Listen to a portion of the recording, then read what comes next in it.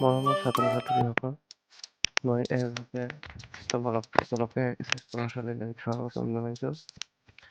মই আজি এই ভিডিঅ'ত লৈ আহিছোঁ তোমালোকৰ এই পাঠ্যপুথি পঢ়া অৰ্থাৎ ক্লাছ 5ৰ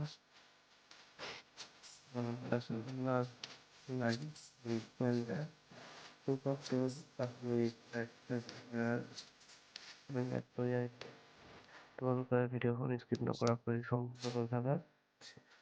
ভিডিঅ' পোৱা তোমালোকে কমেণ্টত জনাই দিবা।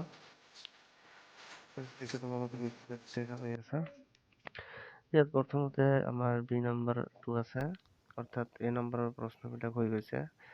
ইয়াত আছে ৰাইট ট্ৰু অৰ ফলছ, অৰ্থাৎ সঁচা মিছা লিখিবলৈ গৈছে।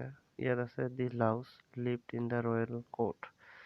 ৰয়েল কোৰ্ট মানে হৈছে ৰজাৰ দৰবাৰ। যে ইয়াত কৈছে যে অকণিতয়ে ৰজাৰ দৰবাৰত বসবাস কৰিছিল, এইটো হ'ব আমাৰ ট্ৰু। 2 নম্বৰত আছে the Laos head her family. যে ইয়াত কি কৈছে যে অকণিতৰ এটা পৰিয়াল আছিল, এইটোও সঁচা। 3 নম্বৰত আছে the sheet of the king's bed was silky. যে ইয়াত শ্বীট মানে চাদৰটো বুজাইছে, যে বিছনাত চাদৰটো কি আছিল, ৰেশমী টাইপৰ আছিল, এইটো আমাৰ হ'ব সঁচা। ইয়াত 4 নম্বৰ আছে the louse started jumping on the king's bed. ইয়াত কৈছে যে অকণিতয়ে ৰজাৰ বিছনাখনত জঁপিয়াইছিল, এইটো হ'ব ফলছ। ইয়াত আছে দি ফিলিয়া ৱাজ এ ষ্ট্ৰেঞ্জাৰ। যে ইয়াত কৈছে ফিলিয়াটো কি আছিল, অচিনাকি আছিল, এইটো আমাৰ হ'ব ট্ৰু। ইয়াত 6 নম্বৰত আছে দি ৰয়েল চাৰ্ভেণ্টছ কিল্ড দ্য ফিলিয়া। যে মাখিটোক ৰজাঘৰীয়া যিবোৰ শাসক আছিল সেইবোৰে মাৰি পেলাইছিল, এইটো হ'ব ফলছ। ইয়াৰ পিছত চি নম্বৰত আছে write the noun forms of the following words, অৰ্থাৎ তলত দিয়া যিবোৰ শব্দ আছে সেইবোৰ বিশেষ্য ৰূপ লিখিবলৈ কৈছে।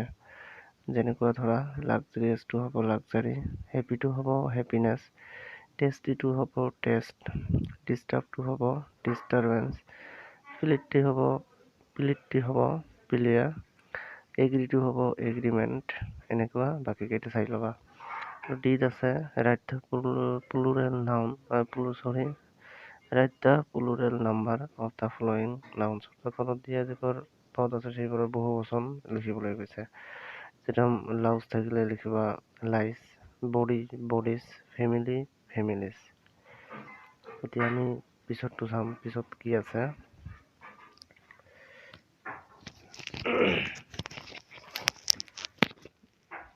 তোমালোকৰ যদি বুজি পোৱাত কিবা অসুবিধা হয় মোক লগে লগে কমেণ্টত বস্তুখিনি জনাবা, সমস্যাখিনি জনাবা। আৰু তোমাৰ কোনখিনি ঠাইত বুজাত অসুবিধা হৈছে সেইখিনি মোক কমেণ্টত জনাই দিবা। ইয়াত ই নম্বৰত আছে make sentence change with the following words, অৰ্থাৎ তলত দিয়া ৱৰ্ডছবোৰেৰে মেক চেণ্টেন্স বনাবলৈ গৈছে, অৰ্থাৎ বাক্য ৰচনা কৰিবলৈ গৈছে। ইয়াত প্ৰথমটো আছে এভাইড বাই, এইটোৰ মানে হ'ব মানি চলা। ইয়াত তোমালোকে লিখিবা we should avoid by the advice, অৰ্থাৎ আমাৰ উপদেশবোৰ মানি চলিব লাগে। অফ আৱাৰ টিচাৰ্ছ, যে আমাৰ শিক্ষকসকলে যিবোৰ উপদেশ দিয়ে বা আদেশ দিয়ে বা উপদেশ দিয়ে সেইবোৰ আমাক মানি চলিব লাগে। 2 নম্বৰত আছে মুভ বাই, বা এইটো হৈছে প্ৰভাৱিত হোৱা। ইয়াত লিখিবা the louse was moved by the plea of the flea, অৰ্থাৎ এইটো হ'ব যে মাখিৰ অনুৰোধত অকণিতয়ে লৰচৰ কৰিছিল। 3 নম্বৰত আছে ষ্ট্ৰেঞ্জাৰ। ইয়াত লিখিবা we should be very careful to have faith on a stranger, অৰ্থাৎ আমি অচিনাকি মানুহৰ ওপৰত বিশ্বাস ৰাখিবলৈ কি কৰিব লাগে, অতি সাৱধান হোৱা উচিত। অৰ্থাৎ বিশ্বাস ৰাখিবলৈ আমাক সাৱধান হ'ব লাগে। ইয়াত 4 নম্বৰত আছে লাক্সাৰিয়াছ, অৰ্থাৎ আৰামদায়ক। The king sleeps on a luxurious bed. যে স্লিপছ মানে হৈছে শুই থকা, অৰ্থাৎ ৰজা যিখন বিচনাত শুই থাকে সেইখন বৰ আৰামদায়ক আছিল। 1 নম্বৰত আছে write the antonyms of the following words, অৰ্থাৎ এইবোৰ বিপৰীত শব্দ লিখিবলৈ গৈছে। যেনেকুৱা ধৰা জয় মানে আনন্দ, এইটো হ'ব চৰ। হেপী, এইটো হ'ব আনহেপী।